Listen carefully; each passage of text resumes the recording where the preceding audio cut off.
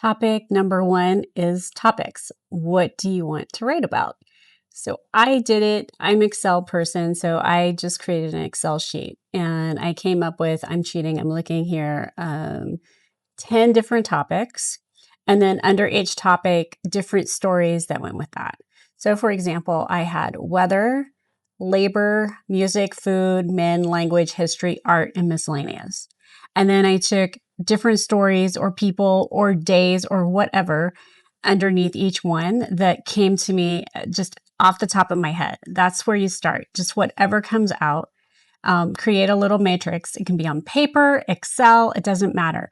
Phone recording, whatever. Just get the top, I would say 10 if you can. If you can't, 5. Get the topics and then come up with stories around each one or certain moments in time that you want to talk about that specifically goes to that, and start with that.